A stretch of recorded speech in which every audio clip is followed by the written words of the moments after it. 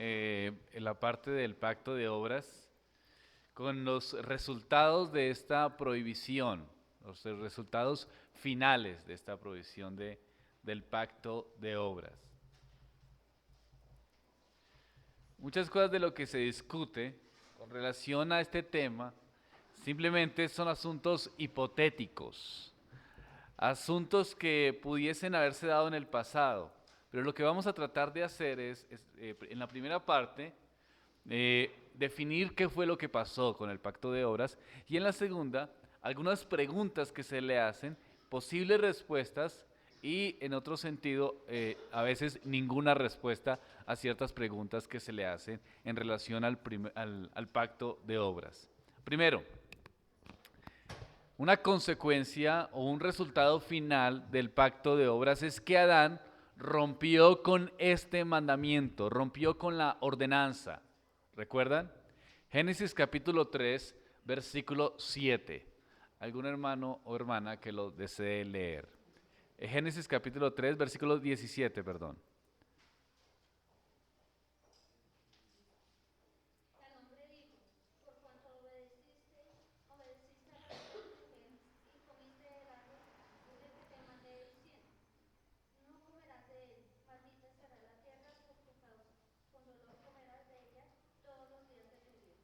Finalmente vemos que hubo un pacto que hace Dios con el hombre, una prohibición, un hecho, una circunstancia. Dios le dice al hombre que no podía comer de este árbol que se encontraba en el huerto del Edén. Adán rompió con esta ordenanza y, y al hombre dijo, por cuanto obedeciste a quién, a la voz de tu mujer y comiste del árbol, y ahí viene el mandamiento que había dicho Dios, que te mandé diciendo, no comerás de él. Entonces, ¿qué pasará? Maldita será la tierra por tu causa. Es decir, la consecuencia de que Adán rompió con este mandato. Él comió finalmente el fruto que no debería haber comido. Esa es una conclusión o una circunstancia de lo que sucedió en el huerto del Edén. Segunda, debido a su desobediencia, él perdió el privilegio de una vida espiritual. Génesis capítulo 3, versículo 8.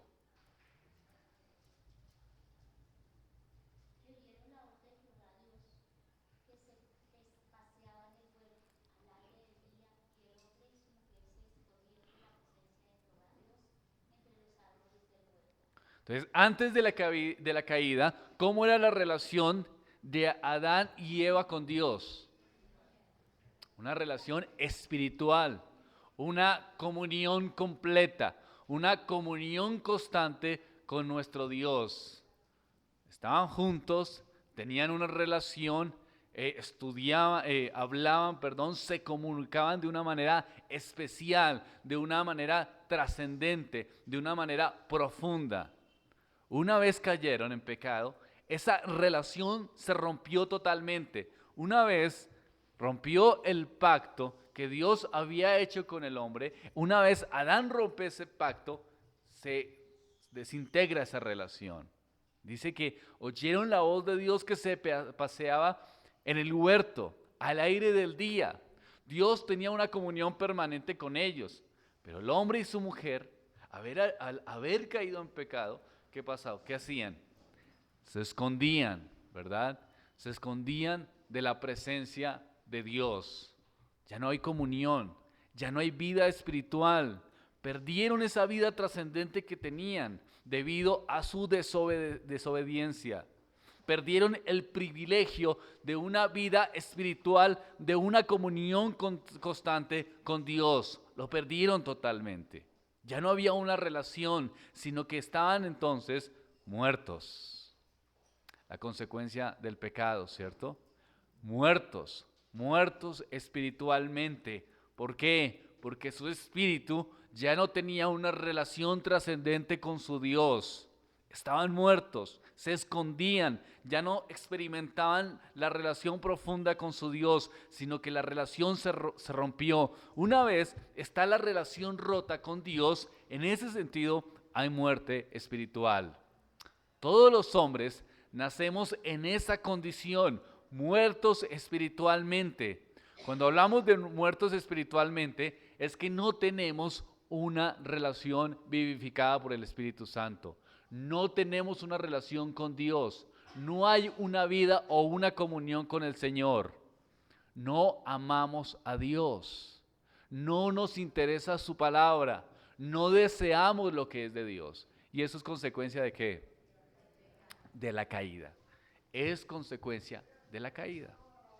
Otra consecuencia de la caída y del rompimiento del pacto de obras es que también morimos físicamente, ¿no? Génesis capítulo 5, versículo 5.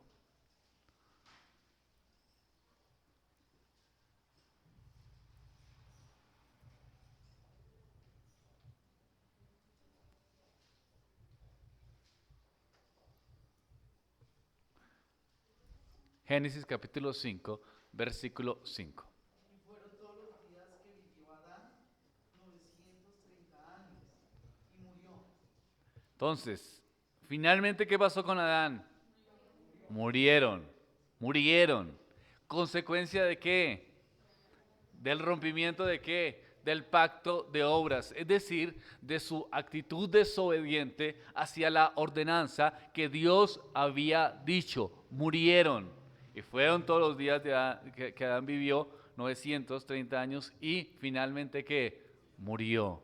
La muerte es consecuencia de la caída. La muerte es consecuencia de este rompimiento y de este acto de desobediencia. Entonces vamos viendo, para la conclusión de este pacto de obras, es que la consecuencia primaria es que rompieron el mandamiento que Dios les había dicho. Comieron el fruto que no debían comer, ¿verdad? Segundo, que esa desobediencia perdieron el privilegio de tener una vida espiritual. Es decir, su espíritu murió. ¿En qué sentido murió? En que ya no tenía una relación salvífica, vivificada ¿por quién? Por Dios, por Dios. ¿Qué quiere decir no tener una relación espiritual con Dios? Que nuestro corazón no anhela las cosas de Dios. Perdieron esa relación, perdieron esa comunión. Su espíritu quedó muerto. Al quedar muerto, queda entregado ¿a qué? A sus propios deseos, a sus propias voluntades y no a la voluntad de Dios. Lo tercero es que queda también la muerte física. Las consecuencias de la caída trae la muerte física. No es normal, queridos hermanos, contrario a lo que pensamos nosotros, no es natural que el hombre muera. Ese no era el plan, digamos no el plan, sino que ese no era el objetivo desde el principio. Porque Dios nos creó para una comunión permanente con Él. ¿Qué es lo que hace que el hombre muera? El pecado, ¿verdad? Entonces es anormar la muerte en el hombre. Porque cuando Dios hizo al hombre, ¿qué dijo? Que lo que había hecho era ¿qué? Bueno, ¿en qué? En gran manera. El hombre peca y viene entonces como resultado de ese pecado la muerte espiritual primero, como lo vimos, es decir, la separación con Dios, y la muerte física. Cuando muere físicamente el hombre, entonces ya es algo atípico, ya no es natural. En ese sentido, la muerte no es natural. Pero sí es un recordatorio. ¿Qué nos recuerda la muerte? Cada que vamos a un funeral, cada que vemos un accidente, cada que vemos una circunstancia, ¿qué nos está recordando la muerte? La ira de Dios contra el pecado y el pecador. Es la ira de Dios, la muerte sigue, aún el creyente muere.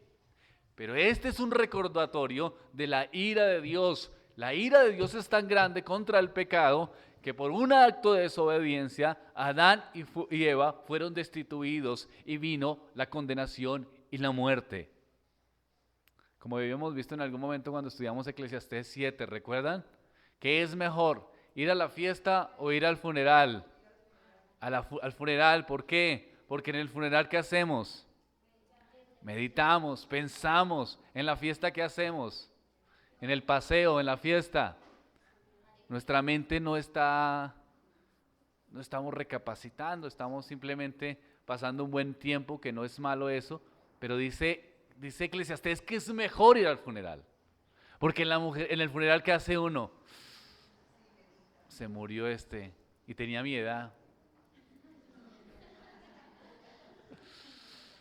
Lo pone uno a pensar, ¿verdad? Hasta el más inconverso piensa, ¿no? Hasta el más inconverso cuando ve, el más fiestero, cuando ve un funeral de un amigo, de un conocido, se pone a pensar, ¿y cuando me toque a mí qué? La muerte es un recordatorio de la ira de Dios. En un sentido, creo yo, que la muerte, todas las muertes, son un mensaje evangelístico, por decirlo de alguna manera. Todos tendremos que enfrentar la muerte, todos vamos a morir y la muerte es consecuencia del pecado. Dios creó las cosas buenas, creó al hombre bueno en gran manera, pero con un pacto, un condicionamiento. Si el hombre moría, si el hombre pecaba, entonces iba a morir. Y la muerte lo perseguiría a sus generaciones. Todas sus generaciones experimentarían la muerte. La muerte es el recordatorio entonces de la ira de Dios. Es decir, el pecado no es algo suave, no es algo pequeño, no es algo sin importancia, es algo totalmente trascendente que afectó hasta tal punto que todos morimos. La muerte, ¿no? La ira de Dios contra el pecador. Debido a su transgresión, Adán fue sacado de la vida de Dios y después de 930 años murió físicamente. Otra consecuencia del rompimiento del pacto de obras, la pérdida del privilegio de vivir en el Edén y tener acceso al árbol de la vida. Génesis capítulo 3, versículo 22.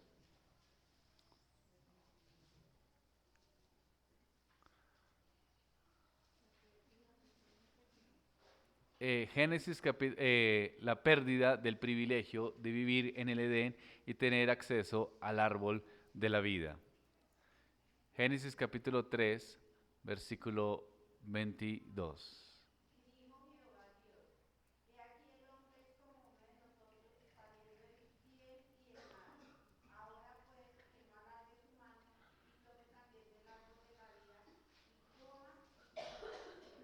Entonces, recordemos que este árbol estaba plantado en el Edén y que no había una prohibición en relación a ¿verdad? Había una prohibición en relación al árbol del bien y del mal, pero no al árbol de la vida.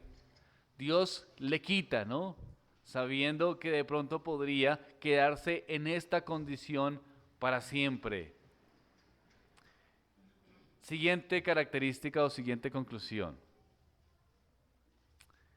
Eventualmente Dios destruyó el huerto en Edén. El árbol de la vida y el árbol de la sabiduría también fueron destruidos. Eso es lo que algunos pasajes de las Escrituras parecen sugerir, porque usan verbos en pasado para referirse a lo mismo. Por ejemplo, Ezequiel 31, versículo 18.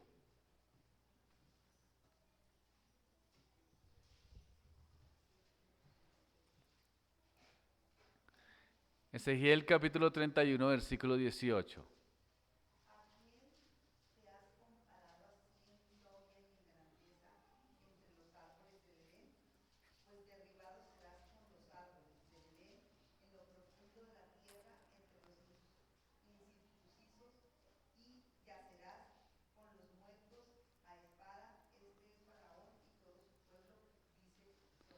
Entonces, da a entender que el árbol del bien y del mal y el árbol de la vida fueron destruidos.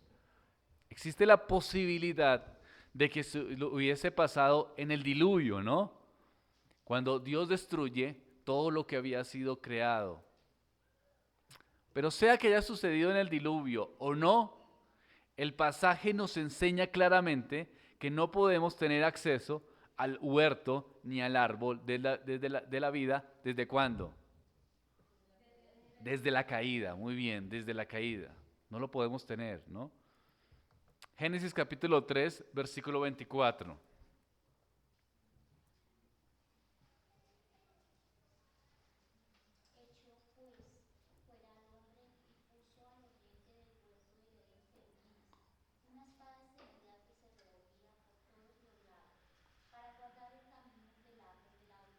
Entonces, pareciera que Dios pone querubines que cuidaban el camino al árbol de la vida.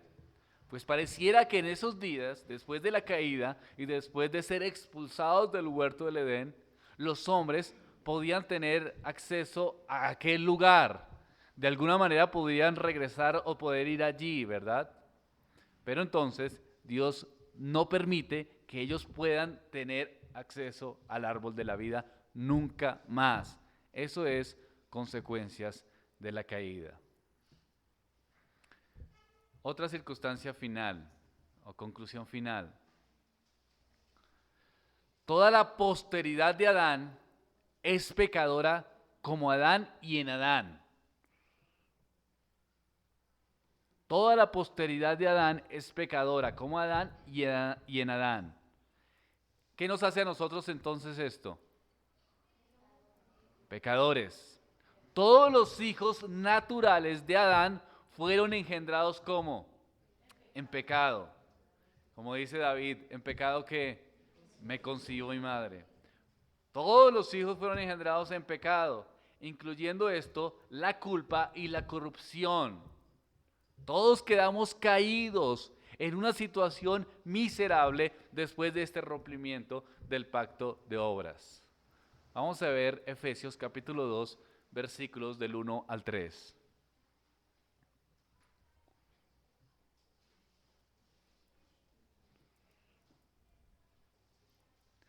Efesios capítulo 2, versículos del 1 al 3.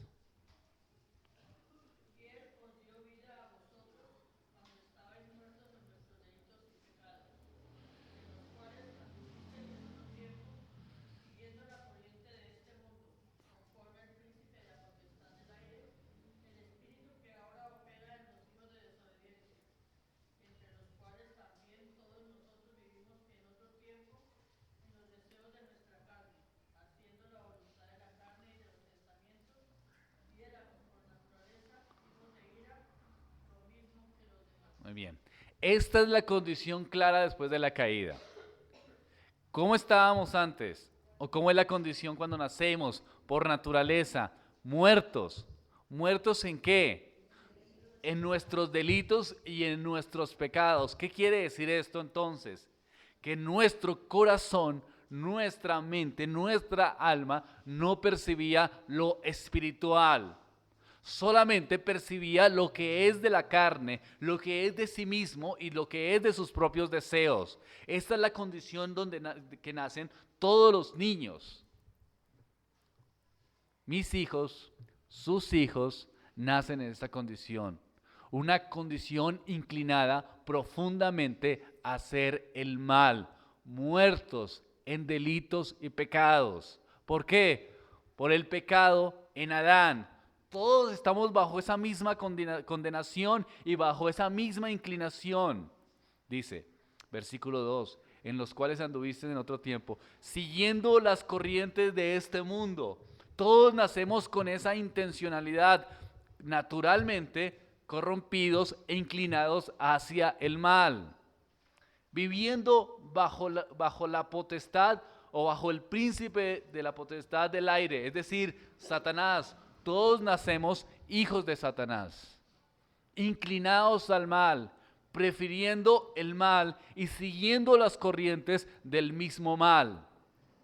Ahora, algunos de ustedes me dirán, bueno, Es verdad, hay personas que son muy malas, pero hay otras que no son tanto, que son buena gente, ¿no? En un sentido. ¿Será entonces que esos no fue tan afectados el pecado? ¿En los que no hacen cosas tan malas como otros harían? ¿Esos que no hacen cosas tan malas, entonces el pecado no les afectó tanto como a otros? No. La manifestación de su corrupción es diferente, pero es corrupta. Es decir, las personas que de pronto tienen una moralidad un poquito más apropiada y más a la luz de lo que es correcto, pueden tener una conciencia moral de obras, pero esas obras son su base para pensar que no necesitan la salvación. Entonces, eso es corrupción. ¿Me hago entender? Las buenas obras pueden ser corruptas a la medida que mi deseo sea para glorificarme a mí mismo y que yo piense que esas buenas obras son las que me van a librar del infierno.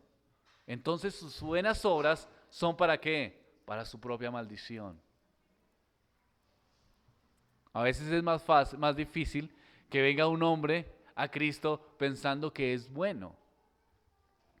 O sea, cuando predicamos el Evangelio, ¿no creen ustedes que es complicado que las personas vengan a Cristo cuando se consideran que son buenas? Es más difícil, sí.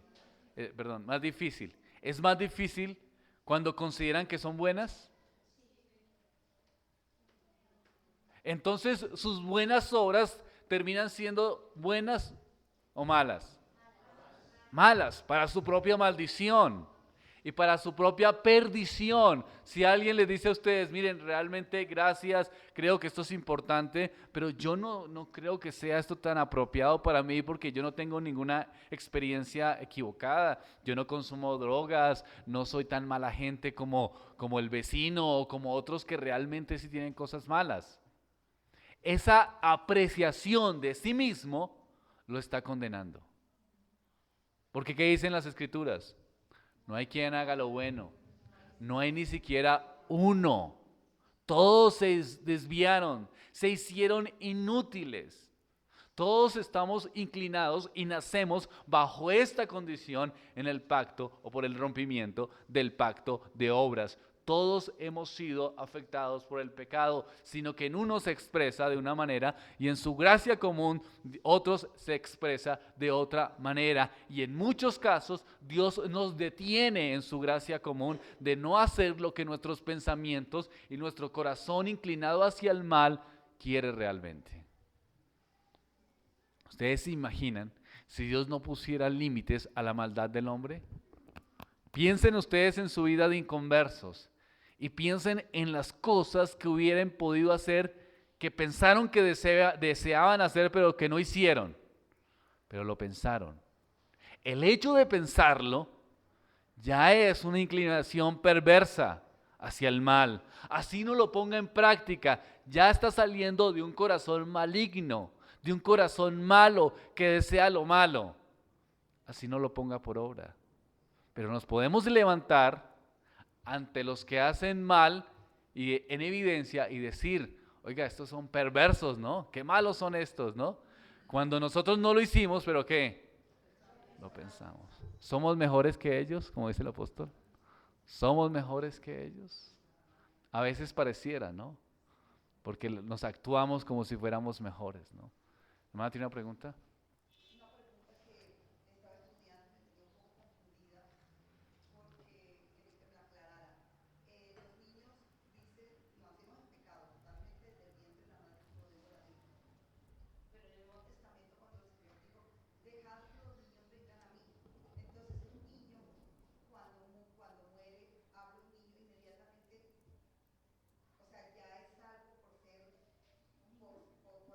¿Por ser niño o por la condición?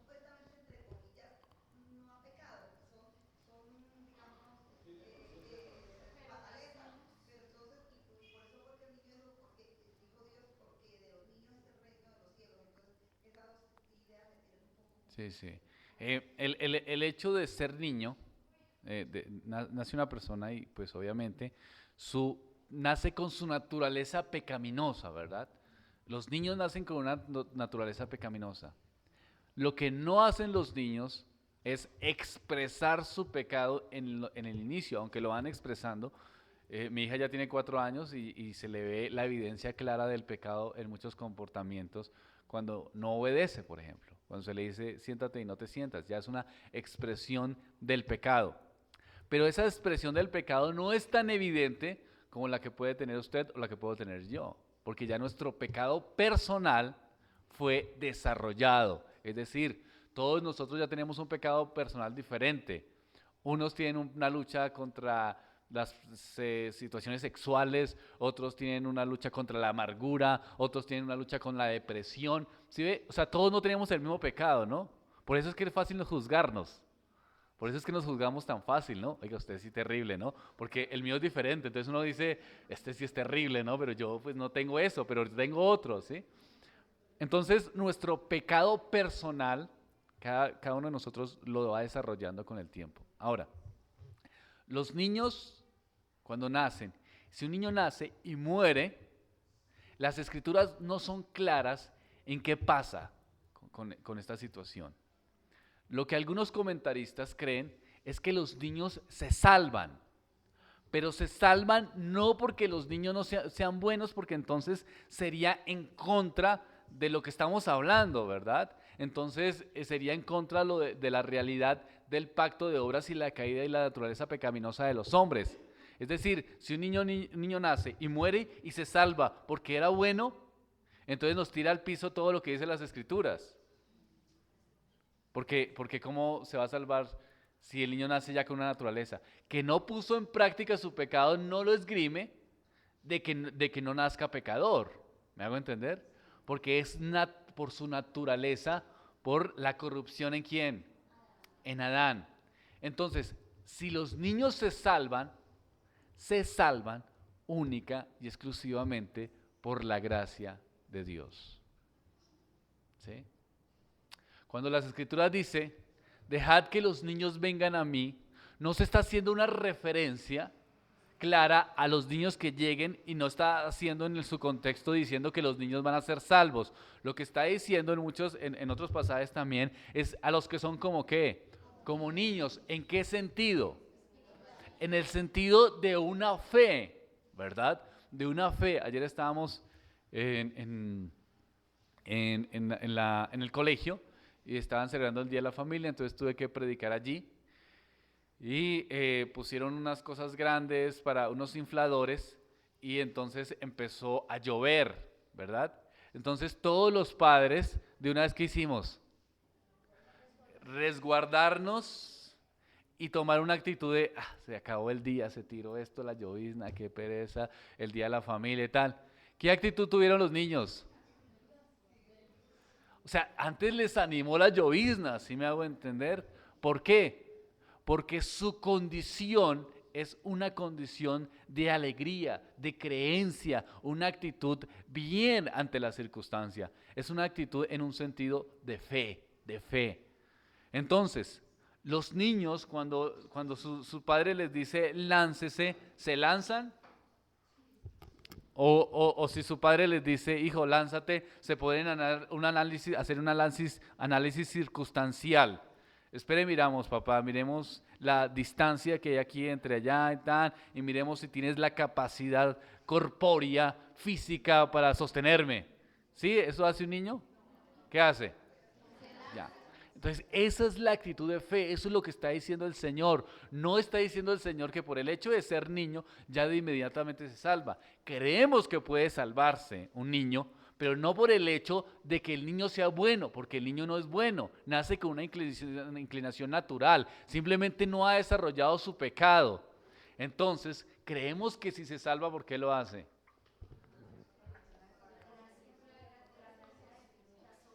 Si se salva, es única y exclusivamente por su gracia. Creo que se salvan. La Biblia no dice no o sí, pero sí da algunos parámetros en la confesión de fe.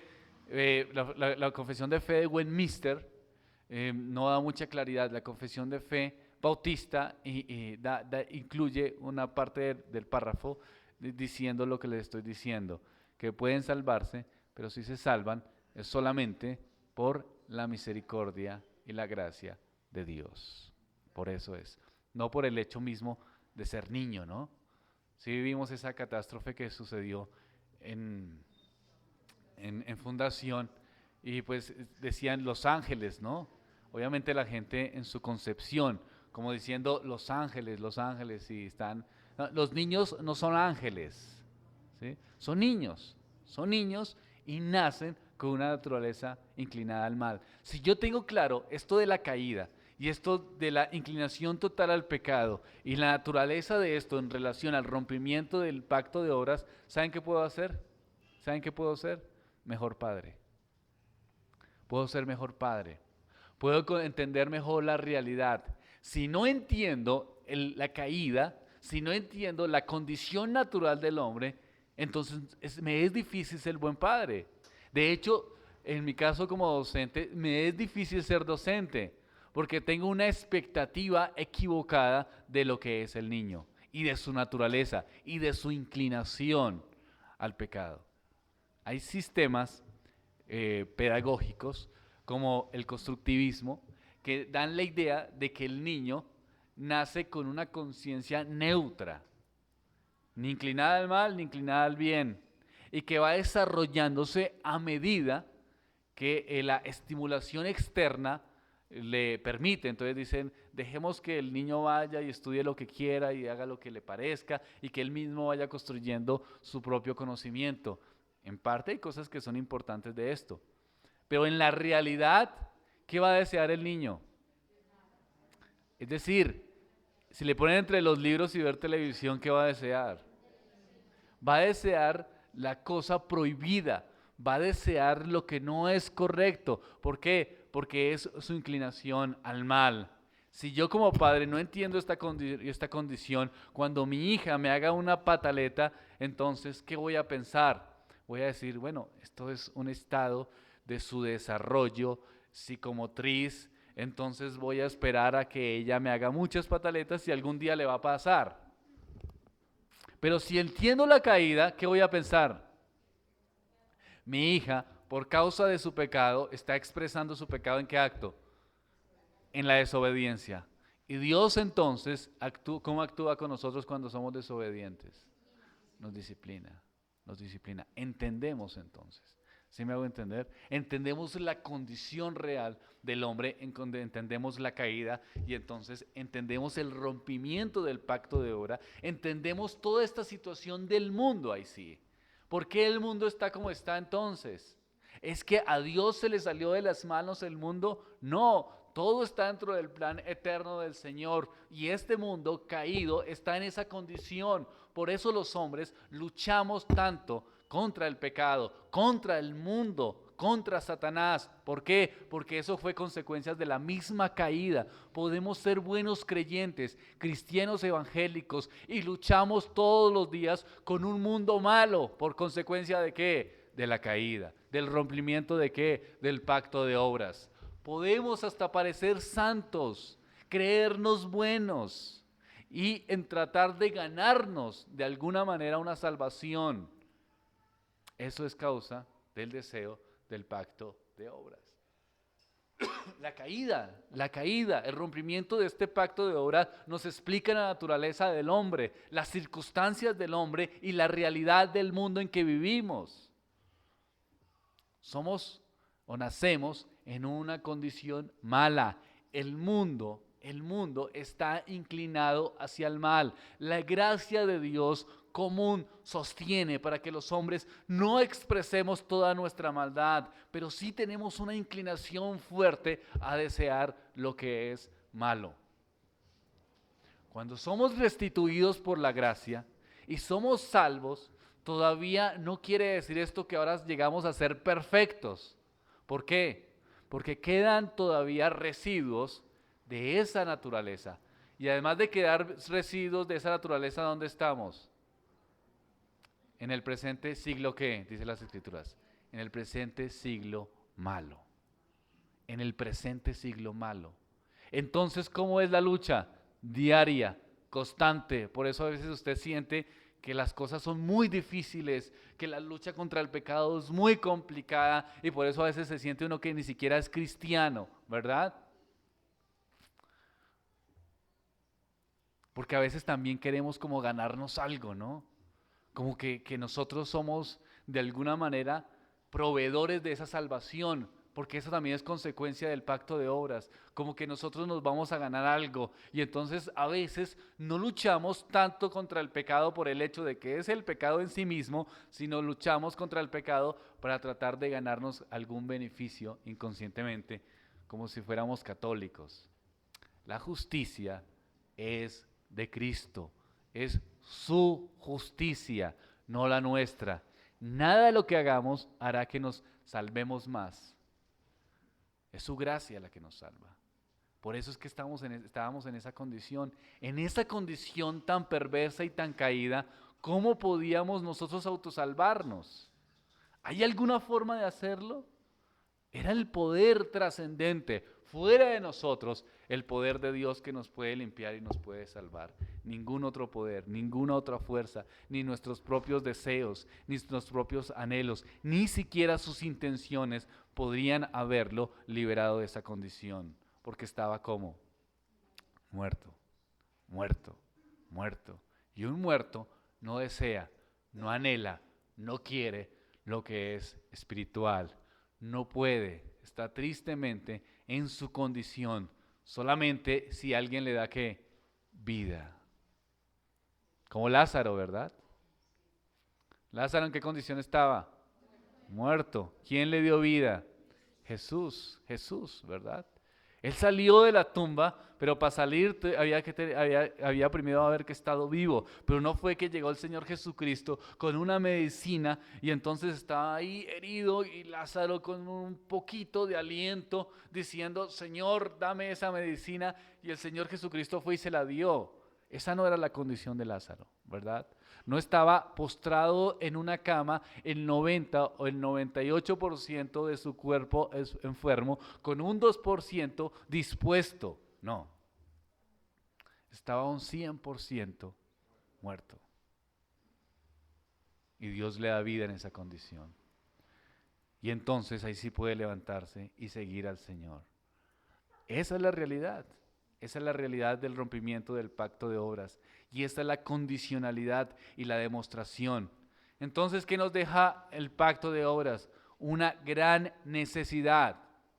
¿Qué necesidad nos deja el pacto de obras en ese momento? ¿Qué necesidad deja el pacto de obras? Un Salvador. Un Salvador. ¿Sí ven cómo es la revelación progresiva? Ahora vamos a pasar al otro pacto que nos muestra otra cosa, después el otro pacto nos muestra otra cosa, hasta que llegamos a la culminación. ¿Cuál es la culminación? El pacto de gracia, ¿en quién? En Jesucristo. Y todo lo que vimos fue una revelación del Antiguo Testamento señalando a la promesa cumplida en Jesucristo. Es su relación pactual. Desde Génesis hasta Apocalipsis, todo tiene una teología sistemática, orientada, clara, alumbrando a Jesucristo. Oremos al Señor. Padre de los cielos, te doy gracias por tu providencia, Señor. Gracias por tu misericordia. Ayúdanos a entender, oh Dios, los principios de tu palabra. Perdona, Señor, nuestros pecados. Y ayúdanos a entender cómo el pacto de obras, la acción del hombre y su desobediencia condenó a toda la raza humana en la caída. Ayúdanos a entender que todos los hombres nacen inclinados al mal, no amando lo que es de Dios, no deseando lo que es de Dios, muertos en una condición pecaminosa. Y aún sus buenas obras son perversas porque los condenan, porque no glorifican a Dios. Ayúdanos a entender, Señor, que la única manera de tener una vida es si el Espíritu de Dios obra en los corazones y nos da vida para ello.